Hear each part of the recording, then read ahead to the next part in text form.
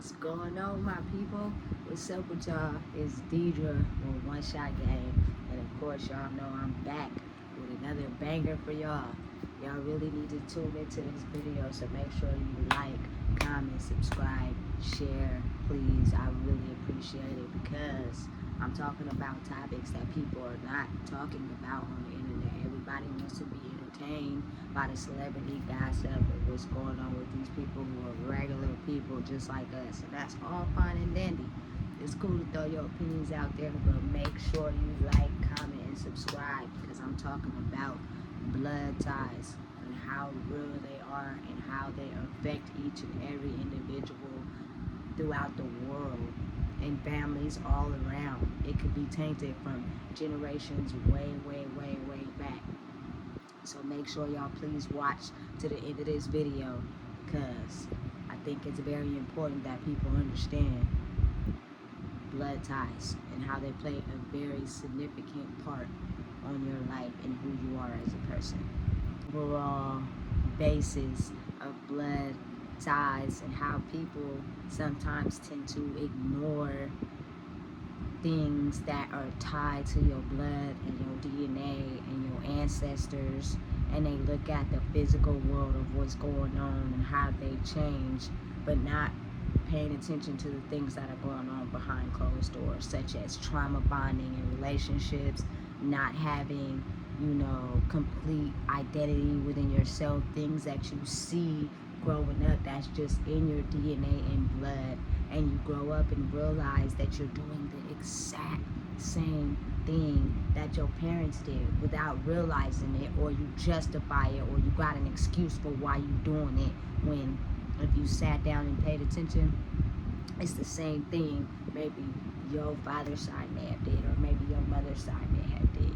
And as you go along the line, sometimes your parents and their ancestors can break certain blood ties, but then some things are just carried in your life. So blood tie, I'm gonna center around just a couple of topics in my life, and then hopefully I hope you guys can relate. If not, I know I'm pretty sure it's a lot of blood ties in you guys' own family that may have you guys feeling like you guys are crippled and can't get ahead in life and don't believe that it's you who determines your life. It's you who could be the next celebrity. It's you who could make it out, but you got to believe in yourself first. I'll start with the basis of family. When you are created by your mother and father, of course everybody knows you share both sides of their DNA. Sometimes you can have a line of things that come from your mother's side, and then sometimes you can have a line of things that come from your father's side. And as you grow up and get older, certain situations or certain patterns in the way that you think determines if you have maybe some of your dad's traits, some of your mom's traits, or if you've even broken some of those traits in your family without even realizing it. Of course, everybody knows you start out as a young child. Listen, for anybody out there with kids, do not sleep on these kids and their dreams. If you have kids that are very in tune with the birds, you have kids that are very in tune with, bugs, very in tune with water, really like fireplaces and seeing things, pay attention.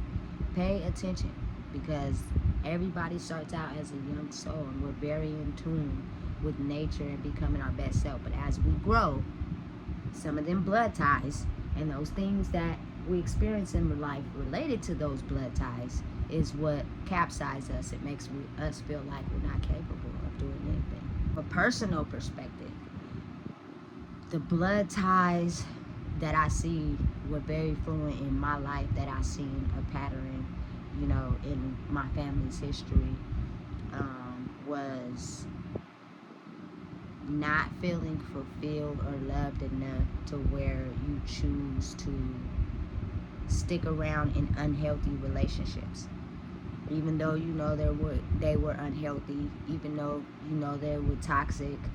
You still decided to stick around because you didn't feel loved enough, whether it was by your mother or whether it was by your father, who was living their own life.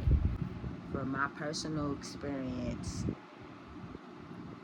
the blood tie that I seen in my family centered around toxic words, toxic behavior towards primarily the women. And this is my story, so I really don't care what anybody think, what anybody comments on, how anyone feels. I'm not name dropping anyone.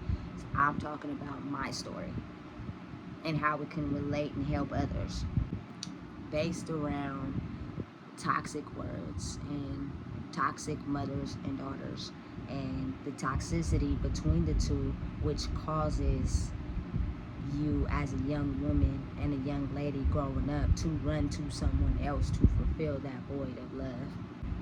I was a victim of that. Starting at a young age, I fell in love with someone who was very, very aggressively toxic towards me, as far as verbally, and sometimes even physically, but more so verbally. As I grew older now and I'm of age to understand and put it all together, I start to understand that the verbal aggressiveness is a blood tie that stemmed from something way, way, way, way, way, way back, before my time, before my parents' time, before my great-grandparents' time. So being that I got into a relationship with someone that was verbally aggressive, I thought in my mind that that was love. I thought that, someone calling me aggressive names or putting me down or making me feel like I couldn't be nothing I wanted to be other than what they wanted me to be. You get hit with the things that you like. They figure out who you are. So if you like bubble baths, you like going out to eat, you like going to go, see city lights, or you like teddy bears and flowers. So when those things come in, you let that justify and be a pass for why you should take the verbal abuse. As you get smart and you don't take the verbal abuse for too long, but sometimes you're so conditioned and so used to it due to the blood ties of experiencing it all your life that you tend to gradually sit in it and take it and take it and take it, not realizing that if you stop for a minute and start to pay attention, you will realize verbal abuse has been going on in your family for decades. It has been making you feel some type of way for centuries.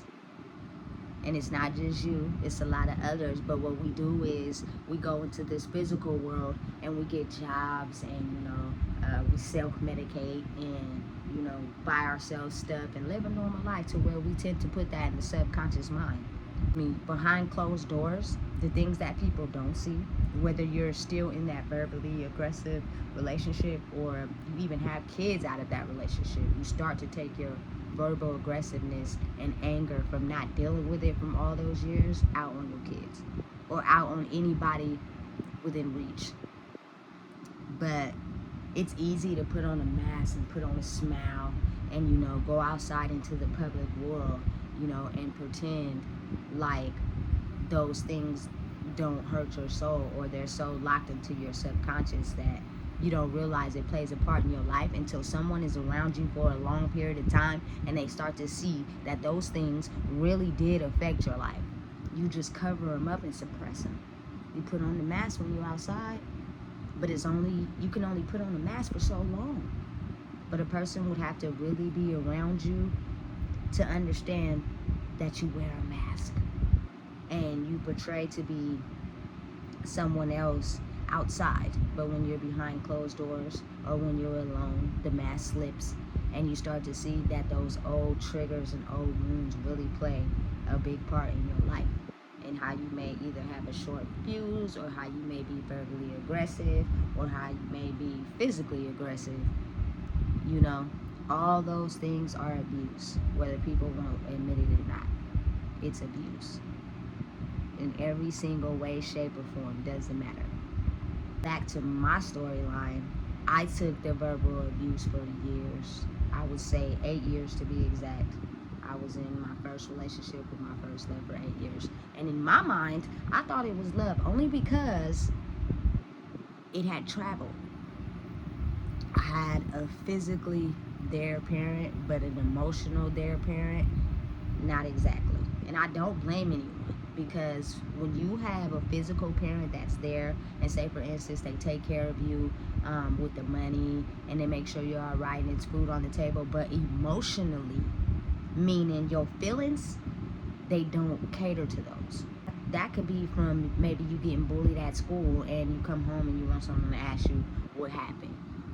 Or it could be, simply not getting a hug from, your parent because you're going through something. Those things really matter. Physical touch really matters from the people you love. Listening ear really matters. It plays a part on being a successful adult as you get older.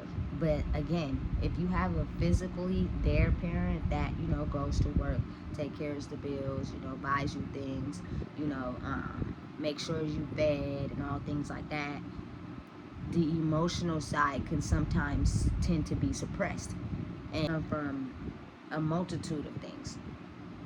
And again, it's not no one's fault, but if you're taught that growing up, you're not going to do nothing but pass it down to your kids without realizing. And when brings it to your attention, you suppressed it for so long, you act like it didn't exist. When in reality, it's in your subconscious. You just moved through life and never talked about it, never admitted it, or never talked about it to anyone. So you just kept moving through life. When you realize that the kids that you have, they start to pay attention to the behavior and the things that you do. They could either point them out or they could suppress them too. You wonder why they're doing some of the same things you did growing up, and now you lecturing them about doing it. But it's what they were taught. It's what they know. So going back again to the emotional side that I need catered to. I'm very sensitive. I'm a Cancer at heart to the fullest, and emotionally, I just wanted, someone to ask me how my day was, give me a hug, tell me they love me, what's going on at school, did you feel some type of way at school, did somebody hurt your feelings, things like that. Maybe I was crying or having an upset day. And that taught me basically to just suppress my emotions, suppress those feelings, act like they don't exist. Because the more there's nobody who's going to cater to them. So the more you act like they don't exist, the easier it'll be for you in life. When in reality, it started to play a big part in my life going forward. That's where a lot of the problems come in. In the midst of this 8-year relationship I was in, I got into it when I was 16. In the midst of it, towards the end, it started to create a lot of problems for me in a relationship. And it's not just my fault. That person played a part too. But I'm speaking on behalf of me. It got to the point where I started to feel so devalued that I didn't want to be in the relationship, but I didn't know how to detach from it, which is another form of trauma bond.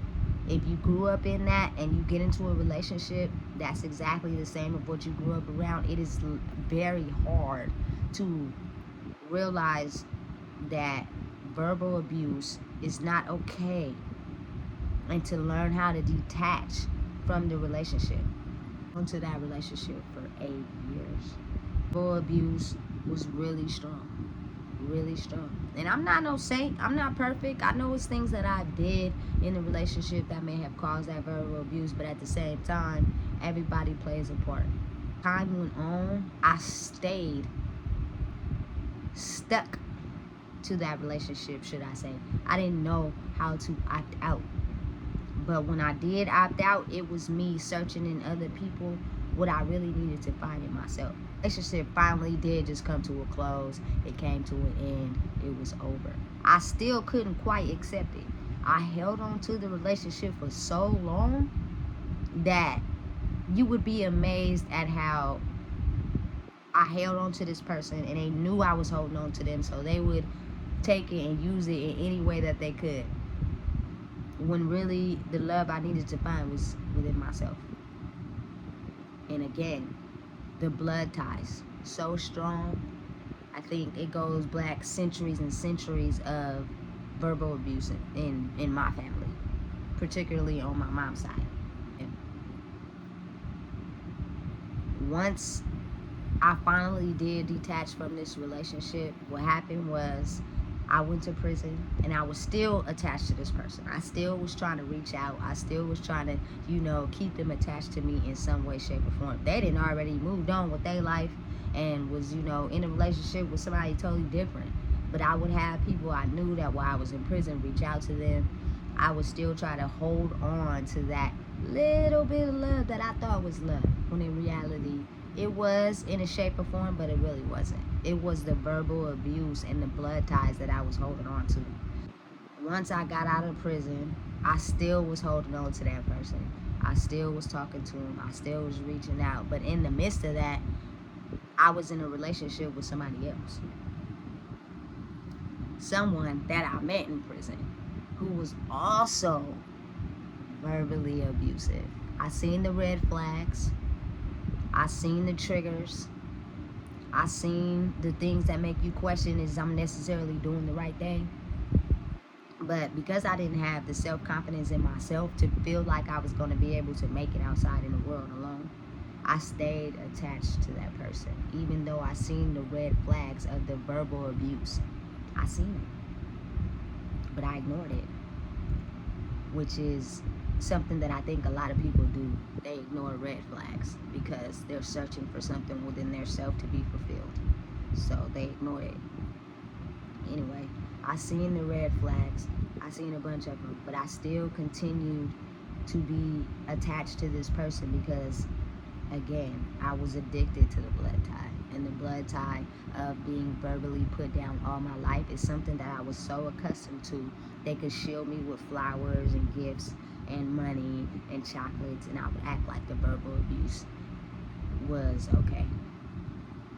And that's because I didn't have enough confidence in myself to realize that, hey, that verbal abuse is not okay. You will never be able to fully be yourself if you think that somebody verbally abusing you and putting you down is okay. Continue to be with that person. I got out before then, and then they eventually got out of prison as well, right? And the verbal abuse escalated. Once you really get to live with a person, it's facts. You don't really know a person till you live with them. And then once you live with them, you get to physically see who they are. And you get to see the triggers that they don't show. The emotions that they wake up to in the morning, the not sleeping habits, the addictions, the verbal abuse, could possibly be physical abuse. All those things start to come out, but at that time, sometimes they didn't got you in so good, and you're so accustomed to that blood tie, or whatever you guys want to call it, that you don't realize that you're trauma bonded. You're stuck to it only because you have known that your whole life, and you get addicted to it. Relationship with this person day in and day out. When I say the triggers and the addictions and the verbal abuse from living with this person became too much, so much that I on the back end started reverting back to my old ways. Meaning, when I got out of prison, of course I was on parole. I was sober, but I started going back to eating edibles and smoking weed and anything just to let go of the pain, because that person's energy was affecting me so much, and I was so used to it that I didn't want to be alone in this world and felt like I was going to fail because I didn't have the trust and the love inside of myself. I needed to know that you can be who you are and survive in this world by yourself. You don't need no one. But at the time, I didn't know that because I didn't have enough self-value in myself. I had, went through depression. I had low self-esteem, things that people probably would never know because I dressed up, made myself look good, but in the back of my subconscious, when I'm by myself, those are things that I suffer with. So eventually, I got to a point where I didn't want to take that verbal abuse anymore. I didn't. I was just so over it. I had accomplished everything that I wanted to accomplish in my life. My mission was, Of course, I was in prison. I had to deal with my grandmother having my baby because I had addiction problems before that. I had to deal with, a ton of things. So when I got out, I just got on my A game. I got my baby. I went to court. I got my own apartment. I had a car. I got a couple good jobs. So anybody who tell you they can't get a job because they're a felon, it's not true. You can get what you want to get, but if you have it in your mind that you a felon and you can't get a job and going on the block, selling narcotics or whatever is cool for you, cool. But that comes with consequences, and it's possible you could be taken from your kids. So tread lightly. I ain't hating though. I'm just saying, tread lightly. I got a very good job in the end, working at this window company making windows, and I was making good money. I was excelling. I was doing everything that I needed to do to get my baby back. But behind closed doors, outside of the job, outside of the car, outside of, showing up to events looking good, putting a smile on, inside my house is where the demons were coming out. All the blood ties, all the wounds, all the things that you put on the mask and don't show the outside world. The low self-esteem, the depression, the verbal abuse was so bad between me, my child, and also my significant other. She was seeing that. She was watching that. So as she's seeing it and she's watching it, she ain't doing nothing but mentally putting herself into it. So now all three of us be arguing. That's not healthy. It's not healthy at all. Over time, once I started to realize, hey, this is playing a big part on not only my mental health and who I am, it's also playing a big part on my child and who they are. And if I want to see them become a successful adult in the world, I have to put extra rubber band on this, or else I'm going to be preaching to her the same things my mom was preaching to me. And the same thing she seen me do, I'm going to watch her do. So it's either you get it together right now, or you continue to go down this line and continue to wake up every day depressed and not feeling cool about yourself and sinking down right back into the era and the prison in your mind that you was in before you officially even went to prison. So one day, I decided, you know what? This is over. I cannot continue to do this no more. People who have triggers, people who have deep-rooted trauma and deep-rooted pain, they wake up angry, which means at any moment, you feel me, anything can piss them off. Anything can make them mad. And you try to figure out why are they so aggressive and yelling and angry at you, not even realizing it could be things that they're comfortable doing. And it could be deep-rooted pain and trauma that has nothing to do with you. But now that they got you in and willed you in, you're going to be the one who gets it. Again, the devil can't show his face in plain clothes because then nobody will want to mess with him. So he got to put you in with the gifts. He got to put you in with the nice things. He got to love bomb you and tell you, everything that you want to hear to fill your soul. And then once he got you in is when you really see the horns, because they get real. That was when I finally was like, you know what? I'm done. I'm over it. I can make it in life on my own. Everything that I've, said I was going to accomplish, I did it without anyone's help. It may have, been a pitchfork or, a little couple dollars thrown in, but I used my mind, my thoughts, and my resources to be able to accomplish what I wanted to accomplish. And at that point, I was like, you know what? I will not fail. I don't need to be in a relationship to get validation for myself. Because at the end of the day, that person can leave at any moment. And then you're by yourself.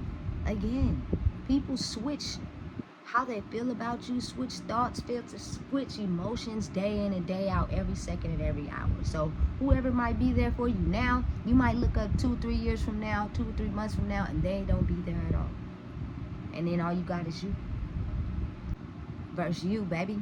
You know what I'm saying? Not only did I feel like it was enough, at that point, that person also probably wasn't getting the gratification that they needed out of the relationship to where they also decided it was over.